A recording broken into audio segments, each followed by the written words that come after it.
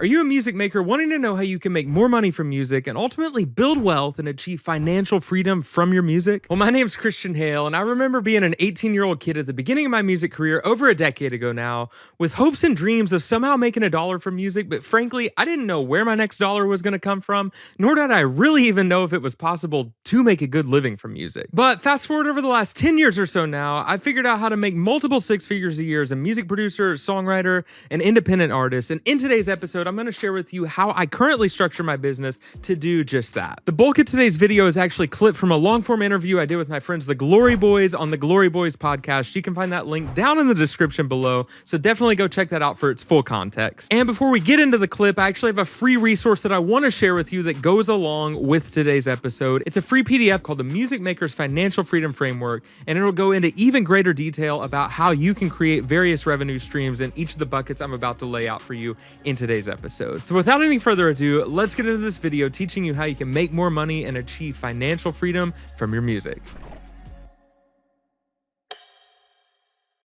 I kind of wear a unique hat in that I'm a producer for hire. I'm also a songwriter. We can talk about some of the differences there, although in today's world, those lines are kind of blurred. Sure. I do stuff for hire for clients, but then I also have like more of my own things that I have full ownership and control over. And then like even within some of what I do for artists, there's a bit of ownership and control that I typically still have. And that's like, so I like to think of it, probably not a ton of music producers watching this, but if there are music people watching this, you'll know what I mean too.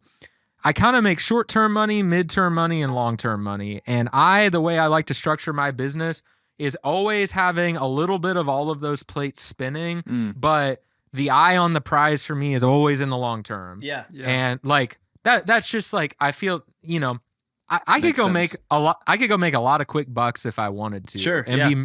And be miserable doing it. I have friends that make, $200-300 grand a year producing crap songs that like will never see the light of day, and they're miserable for it. Like, they're basically they're doing that role like you're basically a highly paid, I don't know, like name a what's the worst job in the world or something. Yeah, exactly. Well, and side note about music, the people making the money are the lawyers. We'll talk about right. Because dude, this music industry thing is so contractual. Everything's a contract, and I pay my entertainment lawyer a lot of money, but like you pay her that money because like that one sentence could mean 50 grand or 100 grand or $1 million 10 years down the road. It's wild. Right. But yeah, I like short-term, mid-term, long-term money. And now more than ever, I am more interested in the long-term and kind of the mid-term. So short-term for me would be, an independent artist, or sometimes even like an artist signed to a label, writes me a check to produce them a song or mix the song. And it's very transactional. It's kind of trading your time for money, even though like I am doing a per project rate. And it's like, I'm not cheap. A lot of good people around here aren't the cheapest in the world, but like there's a lot of people out there willing to pay you the money, again, with that value thing, to like go hand them a song. And like sometimes that's helping them write, but a lot of times, here's my song, go make it sound like a hit, whatever the heck that means. Yeah. Go do the thing, make it sound produced. Or, hey, I have a fully produced track. Can I pay you X amount of money to go mix it? So like there's some of that. And yeah, like I said, you make a good living doing that, but you're always going to be trading time for money. Yeah. And if you kind of start to have a good lifestyle doing that, in order to preserve that good lifestyle, you have to keep trading the time for money, or hope that like, hey, you like go have a big hit as a producer, and then a record label, like, a lot of the like, I say like blue collar label things, like Christian record labels are going to pay a producer like $5 grand a song. Your smaller LA pop labels are going to pay a producer $5 grand a song. All of that can be that. There's a lot of nuances contractually within that, because like I said, the lawyers always win. But like, you can hope, all right, I go have a big hit, and then I can demand 10 grand a song or 15 grand a song, or if you're Ryan Tedder, like 50 a song. Like it gets to that level. Wow. But you're always trading time for money. Right. With that though, kind of the midterm money for me sort of starts to get into sync deals, licensing deals, just royalties in their various forms and fashion. So like what some of those royalties are for me as a songwriter and a producer is like licensing is a good example of like, I go make songs for TV and film. What that typically looks like is not, I'm trying to think of the last thing I got this week was 2 spots for 2 different Netflix shows. Netflix didn't approach me before. They're both trash TV like shows. Think Nick Lachey in a bathrobe. What's that? What's Nice. that? What are those trash shows Nick Lachey hosts? It was whatever that Perfect Match. I think Oh, opening song of the new season of Perfect Match is mine. It was like super attitudey girl thing, and that's Sure. not like I do a lot of things. They did not approach me and say, "Hey, will you score me a song for this?" No, we go make these songs and build these catalogs of songs that you can either sign like publishing deals, or if you're an artist, sign a record deal. They own and control some of that, but we have people like some of my projects go to MusicBed. That's more of like a click to license. A lot of videographers like you licensing stuff on MusicBed. Like they pay out creators monthly. There's my main licensing rep is a lady friend of mine named Katie Jellin. Her company's called Honestly Good Music. I own and control all of that music, but she's going for more bigger budget licensing stuff. And like the budgets on those things can vary. Like an ad is going to pay a lot more than an in-show placement. Like ads on TV, generally $50,000 minimum, but divided by the amount of creators on it, divided by licensing reps getting their cut. So like maybe on a 50, you're making 10 to 15. Yeah. But like that Netflix thing, like you're going to make $1,000 divided by however many creators and the cuts and whatever. But like, that's kind of like the upfront fees can vary. It can be anything, everything. What's the intended use? How long is it going to run for? TV, online, like all, again, lawyers win. Am I right? Yeah. Because that's all negotiated. So there's that. But then what's cool is that there are performance royalties on the back end of those. So like if your song runs on TV a whole bunch of time, in addition to the upfront licensing fee, like a year down the road, you're going to see on your quarterly statements from ASCAP, BMI, or CSAC, like you're going to see some money from that. And those pennies can add up over time. Yeah. So that's some of the midterm money. Also streaming revenue. You hear these people out there and it gets a little nuanced. I'm actually literally after we're done filming, making a video explaining this to the world. Nice. It might be out by the time this interview's out. Yeah. But you hear people say like Spotify doesn't pay anything. Well, Spotify doesn't pay some people anything, but like the streaming platforms pay other groups of people a decent amount. And I play in both these buckets. So Spotify and streaming doesn't pay the songwriters very well at all, but Spotify pays the sound recording owners. So basically, if I write a song called Mary Had a Little Lamb, I am forever the composer of that.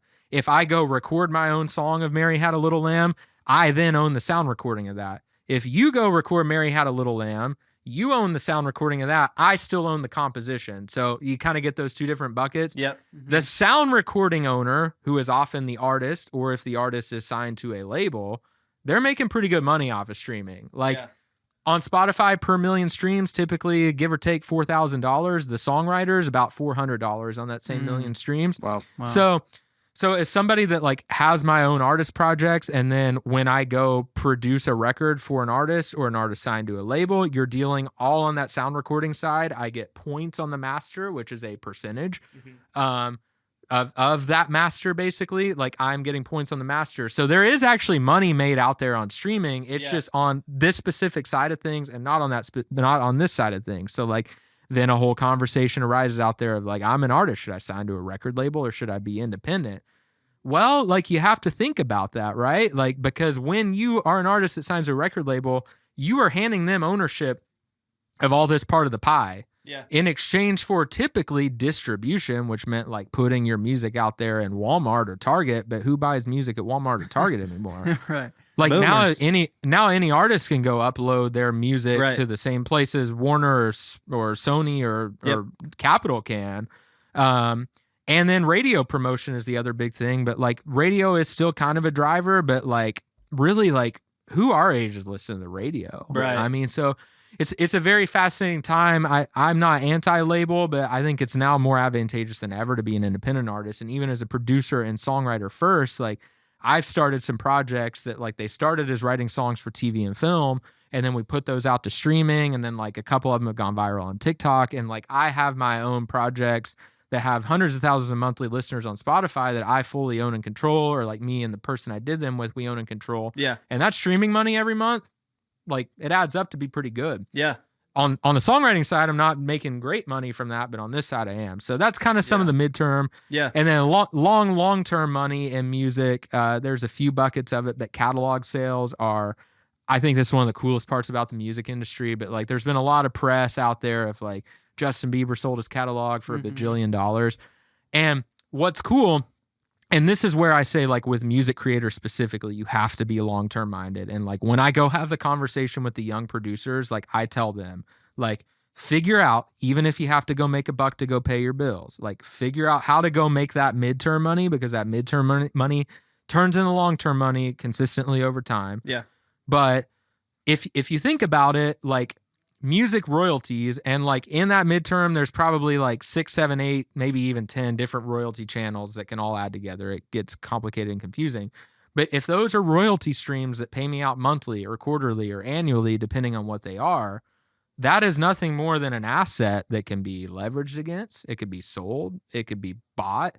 And there are companies out there, major labels in the last few years when money was cheap, venture capital firms that were swooping up these music catalogs like crazy because they're asset classes that aren't tied to, you know, Wall Street or the real estate market. So they're very desirable. And catalogs, at the time we're filming this, have cooled a little bit because money got a little more expensive. But like, there are times where, you know, like it's more complicated than this, but like catalogs were trading for 7, 8, 10 times multiples. So you think about it, like, if your midterm money is making you $200,000 a year and that sells at a 10 times multiple, you just sold your music catalog for $2 million, and it's taxed at a capital gain, not ordinary income. But this is already boring people, so we don't talk about that. That's so interesting. Dude, That's why I say, like, just, you know, this isn't a music podcast, but like, being aware of that midterm and long-term bucket and what that can turn into. Like, frankly, at this point in time, I'm not doing very much in this bucket over here because I built this bucket enough over here to kind of know, like, all right, like, that it transparently, like, I live fully off of this. This is bonus, and this over here someday is like big bonus.